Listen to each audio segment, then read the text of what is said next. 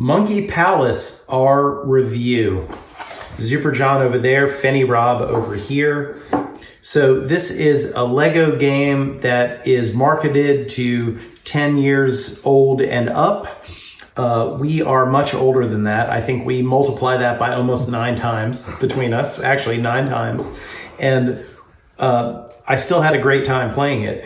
I mean, this is one of those games that seems as a mass market type situation, you'd expect it to suck, but it doesn't.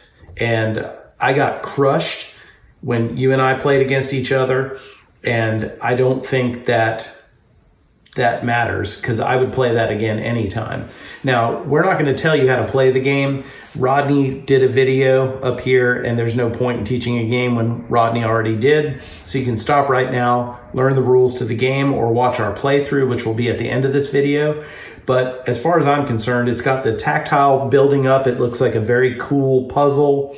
I'm not very good at this type of thing because I think I leave some points and optimal building scenarios on the table, but it is still fun to buy stuff, add to your tableau, get recurring income, but also you have this, just the building of stuff. I feel like a child again. So, I mean, to me, I think if you are thinking about this game, if you're watching this video right now, you're probably wondering, should you buy this for your family? I'm thinking, yeah, you probably do. Yeah, so this game does several things well. It's got good replayability in addition to the original starting board. As you get more complex, it limits you with some of the other boards you can do, take some things out of play. What it forces you to do after you've played it a few times is you realize you need to be very efficient in what you do and how you play. At the start, you are trying to build your deck to where you get a lot more arches and columns next time. But towards the end, you need to give those up to try to go for the big points. So it's a little bit of a timing. I wouldn't put it as a point salad, but there are always points available. Yeah, you're always getting something on your turn. Yeah, and even when it's a blowout, it's still, you've got points, you've got them coming in. So that's where the efficiency matters. 20 points being a 20-30% differential isn't a whole lot. So someone who is playing and just having a good time will still feel like they're in the running. And that's one of the keys when you play with some people who are not huge game buffs. They just want to feel like they've got a chance. I feel like this game gives you that feeling, whether you really have a chance or not. I don't know. I'm with you on that because you might be getting blown out. I mean, maybe a blowout you would know, but I don't think you would know if you lost by 10 to 15 points that much. So what I will say is, so if you're playing with kids, so this plays up to 4 players, and we've talked about, we played it at 2 players. We haven't played it at more than 2.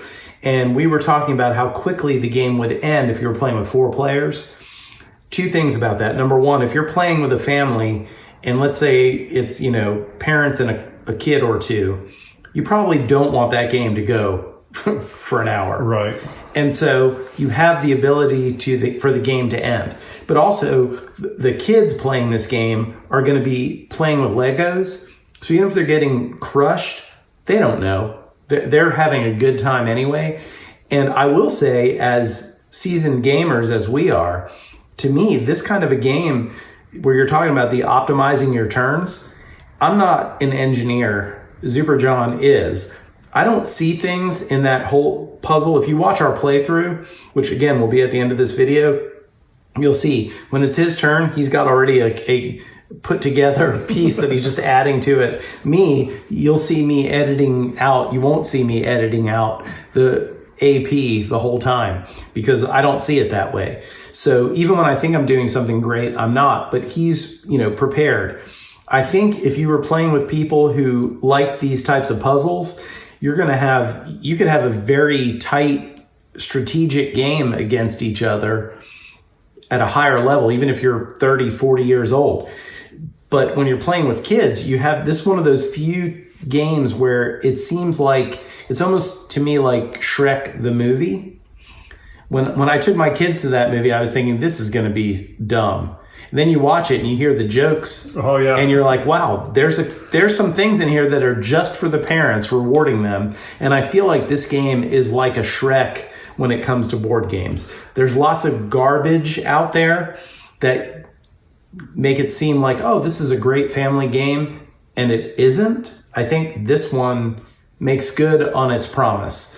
So those are my thoughts about this one. I think this is really good, and I'm looking forward to playing on the harder boards. Even if I get beat on those, I feel like I would like a chance on that. And at the end of the day, it looks awesome when you're done. Yeah, I'll say for someone who thinks things through, knows games really well, knows how to build and be more efficient, when you play against your children or whatever, you're gonna blow out. It is what it is, right? But when you have two people who are competitive, the monkey and the butterfly and the tree frog will come into play. For our game, it didn't, because I'm playing against a child, obviously. However, if you get into it and like you start to realize, okay, here's the optimal plays, and two people are very, very efficient, or three or whatever, there you go. So I think a 2-player game will play just about as fast as a 4-player game, and time-wise, but you will not get nearly the number of turns, because all these arches and all these columns start going away a lot faster. So you may only get 4 or 5 turns. And so I could see how a 4-player game would be very different than a 2-player game, where here we were constantly getting higher and taller and swapping stuff back. 4 players, You might use more of the board. Yeah, I think so. But ultimately, when you look at the number of squares we used, you can see how these that narrow you in a little more would come into play more often. But it's a super good game. The rules are a little difficult to get. They're easy to understand. Once you get it, you're like, that makes sense. A couple of the nuances, like building the bricks, whether you get the bonus, if it's 5 high, is it on bricks you put on your turn? Is it 5 in a row?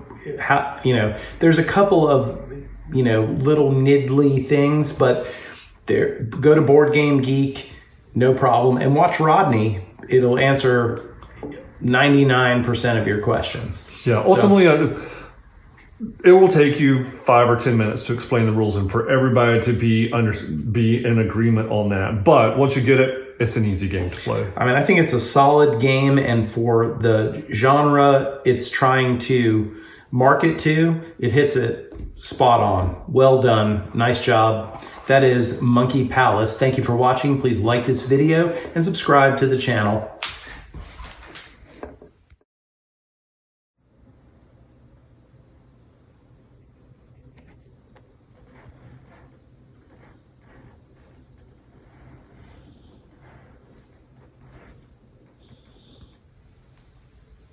Are you having a stroke?